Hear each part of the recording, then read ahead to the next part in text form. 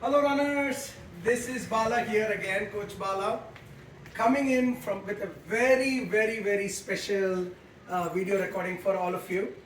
In the history of Runners Eye, first time more than 2 or 3 coaches are meeting at the same time. So we have with me Assistant Coach Suja, we have Assistant Coach Shrida, AC Srivatsan, AC Deepak aka Bahubali 2. And we also have some amazing people. We have the CTO Arvind here. Hello. We have a senior runner Raghu. Hi. We have the first time runner, but who knows, some special thing could happen with him, Anand. We have very senior runner Moni, Deepak's wife, and my mom. She's also, by the way, guys, she's running and training for an 8K race. Oh wow! That's history in the making. Wow. That's history in the making. And this is my first daughter, Dia. And we have Aparna, and we have my dad who completed his 5K last season. Oh, wow. So we have, and Renu, my wife, obviously. Oh, you're back. And dad, I just said. Okay. So we have this grand, so as you can see, it's a very special recording. And, we've been, having a little bit of spiritual treatment a little bit. And we were thinking, what is it? The question that we were discussing is, what is it that runners make the mistake always by taking a fundamental thing for granted? That typically happens in running. And everyone agreed that how to use running shoes was something that people normally gloss over and make mistakes. So I thought that with this brain power with me, we'll do a little bit of a Fireside chat. Fireside chat, exactly. We'll do a fireside chat. So let's start with, I'm just going to be a facilitator. I'm not going to talk. I'm not going to say, but I'm going to hear from ACs. So let me start with Srivatsan. First thing when it comes to your mind, when you see your runners, what is one thing that they normally make a mistake? So we have drilled down to our team, to our runners, how not to buy the fanciest designer shoes for running, but proper running shoes. But we haven't told them what to do with it, and we assume they're kind of doing the right thing. For example, right now, Deepak is wearing his running shoes with the lace on. When they finish the run, if they come into the house and just yank the shoe off the foot without removing that lace, that shoe is damaged. Yeah, please. And stops serving a purpose of a good running shoe. So that's one mistake a lot of runners may make. It's very important not to do that. Very interesting. Taking off your shoe, like you look at my shoes, this is a slip-on shoe, right? One way of doing it is just slip it off. But this is not a running shoe. This is a slip-on shoe. If you treat your lace shoes, running shoes, as a slip-on shoe, you're making a mistake. So let's go to Coach Deepak. What are the mistakes you think they do during running? So Bala, I have always seen when people put on the shoes or take off the shoes, right? Or they just will basically do this and take the shoes out. Yeah. Actually, the shoes basically should be opened up till a third hole. So make it loose a little bit. Ideally, if you read the running magazine, right, it should be open till this, and then this, and then this, from both sides, and then basically you a little bit flex it, and then take it out, and then basically all the dirt and stuff, and you flex it like this, because when you run, it's always moving in the one direction, right? Yeah. You flex it basically to keep the elasticity. Sort of unflex it in the other direction to get the elasticity. Exactly. Got it. So if you read the running magazines, they always do that. And basically what it does is it gives you additional 50 miles on any particular shoe. It's very interesting. So I'm economical guy. I want maximum mileage of my shoes. So what's a typical mileage you suggest as a coach? Probably a 450. I look at probably 450 to 500. Miles per shoe. Miles per shoe, but I keep at least 3 pairs in any season. Okay. So because it builds a different sets of muscles. Got it. So that's what I'm looking at, 500 miles max. Awesome, coach. So that's it, guys. 450 to 500 is one key point from him. And look at the way he handled his shoes. It didn't take him 2 seconds for him to remove his shoes and treat it like a small toy. That's the amount of respect he gives to his shoes. Like a baby. Like a baby. Like a baby. He respects his shoes. He was still holding Shoes, it. That just tells you the importance he gives to a very fundamental gear for runners. It's not a shoe. It's something that saves you from a lot of injuries. Now let's go to Coach Suja right now. What are one other thing that typically people do, sort of gloss over when they, about shoes? So I guess like we discussed about buying a good pair of shoes, it's also important to kind of know how to take care of your shoes, like you just pointed out, Deepa, and also to track the miles. So some of the trouble that people might be having with knee injury, ankle injury, or any pain that's coming, it could be because of the shoes. So I use Strava to post all my runs. I track all my shoes there, and I think that's a useful thing to do. If runners track the number of miles. Even though we say it's good to keep it for 400, 450, if you have two pairs of shoes, then I think you know that if you have trouble with one, then you know is it because of the shoe? You can find that. You can also flip the shoe around and see how it looks in terms of is it worn out? Then you have to be careful about that. And the other thing that they could do is also how they tie the shoelace. There are so many different kinds of knots. You can experiment with that. Like a lot of people don't even notice that there is that extra eyelet, right, for tying, and your shoe should be tight around the ankle. Wear a good pair of socks and make sure that you're tying it well, so it's tight on your foot and it's not moving around loosely. No pebbles are getting in while you're running, right? It should be tight. And when you are running, you shouldn't get anything inside the shoe. It should be tightly, like a glove on your foot. It should actually hug your heels, and you should have enough wiggle room to move around your toes. The toes, yeah. Yes. Beautiful. Because when you run, actually your feet actually expand because you're putting a pressure almost 3 times of your weight. So you basically, if you have high arches, it goes down and it's pushing and basically because of blood swelling, right? It gets at least a half inch. So you have to have at least a half inch to 1 inch. Yeah, which is why you don't buy your shoe the same size as you wear your regular shoe. You go half size up. You always try on your shoes before you buy it for the same reason. It's a beautiful comment. Look at this, guys. I'm just looking at running shoe of Deepak. The Coach Sija was talking about these extra holes that typically sometimes people don't use it. This word hugs you around your ankle. In that way, the shoe doesn't sort of move around when you're running. Especially for people with foot pain, these are small things that takes care of the shoes moving. So now let's go to Coach Sridhar, talking about how, maybe offer some thoughts on how people enter into the shoes. Yeah. What So mistakes I they kind do. of think about shoes in 4 phases, right? So the first phase is the first 2 or 3 weeks when you're settling in and you're using the shoes. It's not gonna feel 100% comfortable, but but if you're not comfortable after 3 weeks, you should go back and get it fixed. Go back to your running shop. They will probably look for they'll probably give you another pair of shoes. That's the first phase, right? The second phase is when you're nicely settled in and you get the bones and everything. You feel really good running, and that's when you do. Let's say if you're an advanced runner, you do those stride runs and everything. You do it with those, with that extra spunk, right, when you run.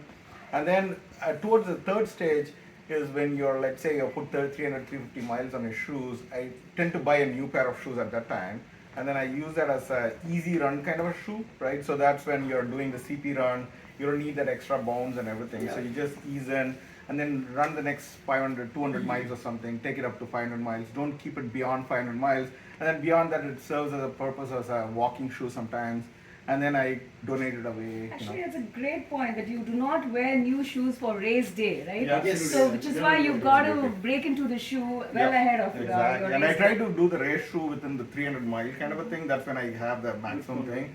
And then I keep the easy run, and then I try to get it, and then eventually donate it away to the usually the running shop takes it, and they probably send it to some other place where they may find some use for it.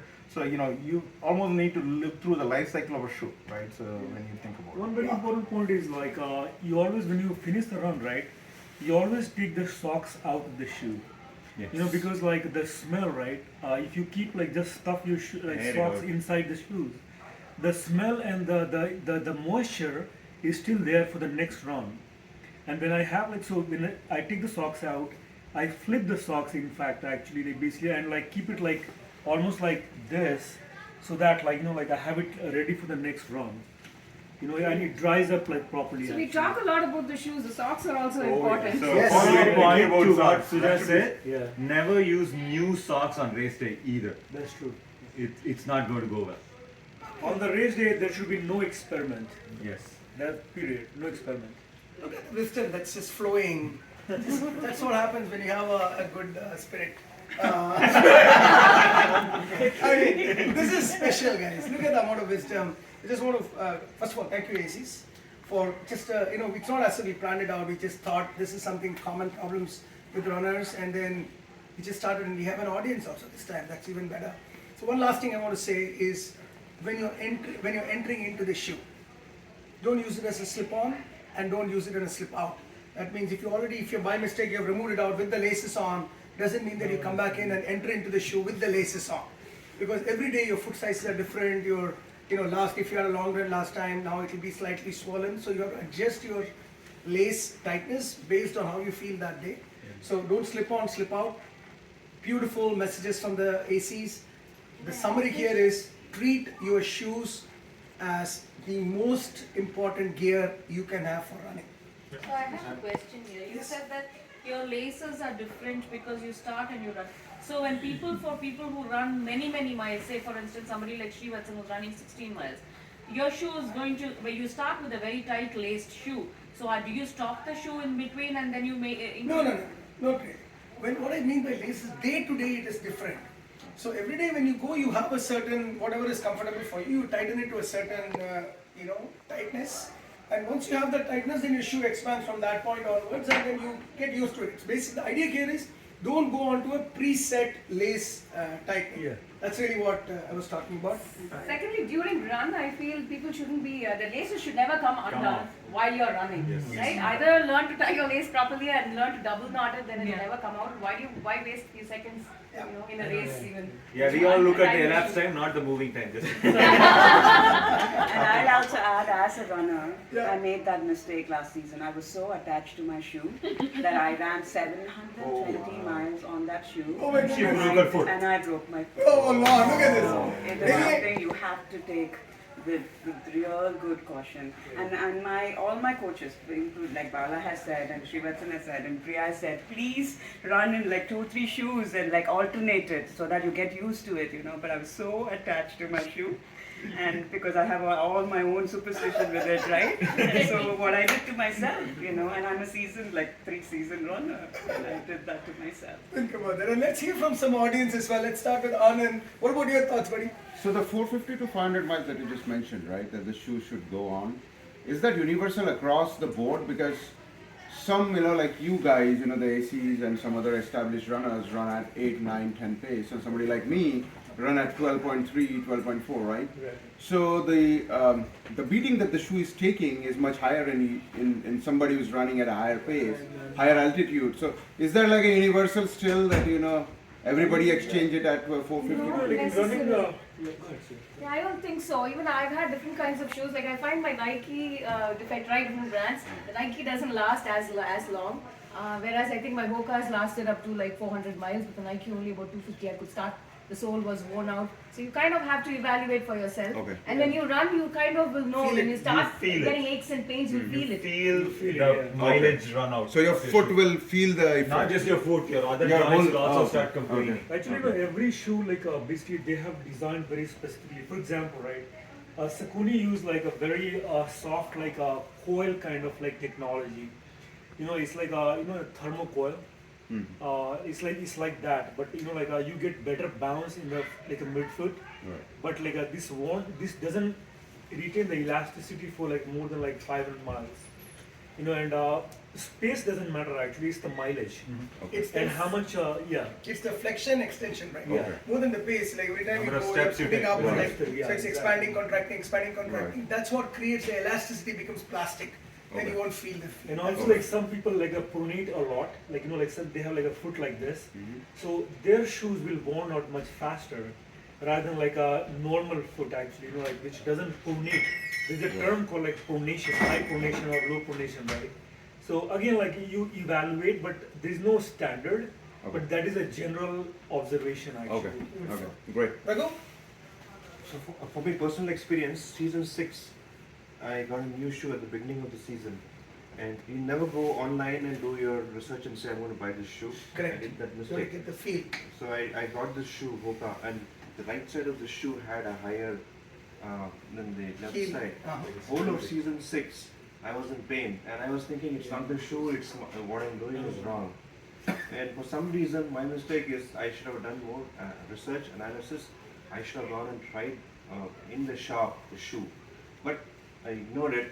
Whole of season 6, You struggled. I was in pain. I had a heel pain on the right side. a hole on the right side was paining, and I was running with that. And then and I race day also I used that shoe, and I ran. And then Srivatsan was the one who observed when I was finishing. He said that doesn't look right. I mean, the right side of the shoe is higher than the left. How are you running with it? And then it struck me that I should have gone and done my own research, and I should have gone to the shop and done. So this season 7, I threw that shoe. I mean, I didn't throw it. I put it. I went to the shop. I spent 1 hour, and he sized me up, and he gave me the shoe. 1 week, the pain went away. See that? That's what brilliant basics, guys. Arvind, any last final comment from you? Yes, this is amazing wisdom here. You know, it's much more worth than like paying for a running board for a year subscription. You know, there's so much like it's like a distilled information that you're getting. Yes. That's number one. One question I have is like, I see all this marketing stuff, right? I mean, the shoes make you run faster, like Vaporfly. There's like a lot of different brands. So, do you believe in all that, or is there any truth to it? So I'll give a quick answer to that, Yeah. just so that make it short. So there is a bit of an ad game in shoes. Yeah. Like every year, as if it's a software version, Yeah. every year the shoes becomes more like flexible, faster, stable. How can that be true? At the end of the shoe is a simple The shoe, thing. yeah, You exactly. run and not the shoes run. Yeah. No shoes have ever gotten qualified to Boston Marathon by itself. It's the runner who does. You know, I mean, it's serious. So True, yeah. there is an ad marketing game going on there as well. So there is a big pendulum on this shoe thing. Like, you know, there is on one end is this high-end technology like what you just mentioned on shoes, which is just an ad game. On the other end, people are like, no shoes, just barefoot for running. That also is happening. So there is a tension between these two. My suggestion is runners run. Shoe is just a support for the runners, especially in runners. We are couch 2 kind of a running group. Maybe there is some differences like that for professionals who want to shave off 30 seconds from 2 hours, 2 minutes to 2 hours, 1 minute 30 seconds. Maybe there is a difference. But from our side, let shoe be your slave. And you know exactly what you need from a shoe to, runner Raghu's point of view. Make sure you don't undervalue it. At the same time, don't go around spending hundreds of dollars to get the latest of shoes. It's not going to change. Brilliant basics is what we discuss, how to use the shoe rather than what technology a shoe has. Just to clarify, a little bit elaborate, like on an elite side of the sport, right, which we are not, at least I'm not. When you go on like a 7.5 like space, right, the carbon fiber actually supports the energy consumptions. It returns back to you. There is a term called coefficient of restitution, right, in physics. So basically, they apply the principle to return the energy back to the foot. So, but you know, that is for the elites, like not for actually like people like who are doing recreational or like just for a health purpose, right? So we shouldn't be like bogged down with like that kind of like analysis. I would say ideal price range for the shoe to spend is like $130 to $160. If you're spending say $300 or $400 on the shoes which are available, I don't think it's like for us. That's way too overkill. Way overkill, yeah. So with that, guys, runners, I hope you enjoyed this very special, I don't know whether it's podcast, whether it qualifies as a podcast, but it's a fireside chat. Who knows? Maybe we start a new series of fireside chats with the ACs. We might do it. But thank you guys. Thank you for all the sort of audience. We have Anand, Arvind, my mom. We have Moni, Diya, Aparna, Renu, Coach Deepak, Coach Srivatsan, Coach Suja, and Raghu. Thank you all. Hope you enjoyed it. Let's keep running, guys. Mind over minds. Thank you.